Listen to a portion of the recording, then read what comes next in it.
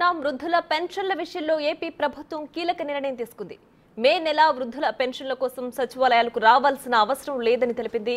లబ్ధిదారుల బ్యాంకు ఖాతాల్లో పెన్షన్ నగదు జమ చేయాలని నిర్ణయించింది. జిల్లా కలెక్టర్లతో వీడియో కాన్ఫరెన్స్ లో మాట్లాడిన పంచాయతీరాజ్ శాఖ ముఖ్య కార్యదర్శి శశి భూషణ్ ఈ విషయం తెలియజేశారు.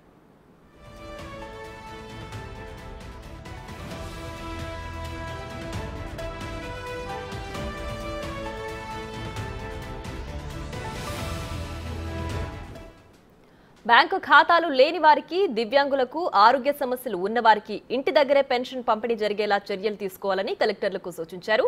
మే 1 నుంచి 5 లోపు ఇంటి దగ్గర పెన్షన్ పంపిణీ చేసేలా సచివాలయ ఉద్యోగులతో ఏర్పాట్లు చేయాలని ఆదేశించారు. పెన్షన్ల పంపిణీలో లబ్ధిదారులకు ఇబ్బందులు లేకుండా చూడాలన్న ఈసీ ఆదేశాలతో ఈ మార్పులు చేశారు.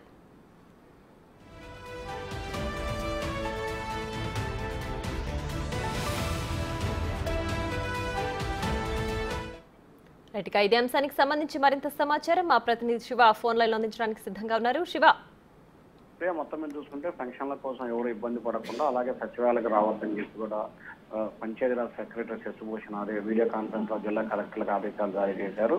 మే 1వ తేదీ నుంచి రాష్ట్ర వ్యాప్తంగా కూడా లబ్ధిదారులకి పెన్షన్ సౌకర్యం అందజేయాల్సిన పరిస్థితి కనిపిస్తా ఉంది. అయితే లబ్ధిదారులు బ్యాంకు ఖాతాల్లో పెన్షన్ నగదు జమ చేయాలని చెప్పి నిర్ణయం తీసుకున్నారు. జిల్లా కలెక్టర్తో జరిగిన వీడియో కాన్ఫరెన్స్ లో ఈ నిర్ణయం తీసుకున్నట్టు తెలుస్తా ఉంది. బ్యాంక్ అకౌంట్ లేని వారికి, అలాగే వికలాంగులు, దివ్యాంగులకు సంబంధించి, అలాగే అనారోగ్యంతో ఉన్న వారికి ఇంటి వద్దనే పెన్షన్ తీసుకొచ్చి ఇస్తామని చెప్పి కూడా అధికారులు అయితే చెప్పడం జరిగింది. అలాగే పెన్షన్ పంపిణీలో లబ్ధిదారులకు ఇబ్బందులు లేకుండా చూడాలని చెప్పి ఈసీ ఇప్పటికే స్పష్టమైన ఆదేశాలు జారీ చేసే నేపథ్యంలో విధి విధానాలను ఖరారు చేస్తూ కూడా పంచాయతీరాజ్ కార్యదర్శి వీడియో కాన్ఫరెన్స్ లో పలు అభిప్రాయాలను అయితే వ్యక్తం చేసిన పరిస్థితి కనిపిస్తుంది. ఎందుకంటే గత నెలలో జరిగిన పెన్షన్ పంపిణీలో అనేకమైన ఇబ్బందులు పడ్డ నేపథ్యంలో కూడా ఎక్కడ ఎటువంటి ఇబ్బందులు లేకుండా ఉండేందుకు చర్యలు తీసుకోవాలని చెప్పి కూడా ఎన్నికల కమిషన్ ఆదేశాలు జారీ చేసింది. ఇప్పటికే అధికార ప్రతిపక్ష పార్టీలు కూడా ఈసీని దీనికి సంబంధించి ఎవరికి ఎటువంటి ఇబ్బందులు లేకుండా చూడాలని కోరిన నేపథ్యంలో ఈసీ నిర్ణయం తీసుకుని తెలుస్తా ఉంది. ప్రియా.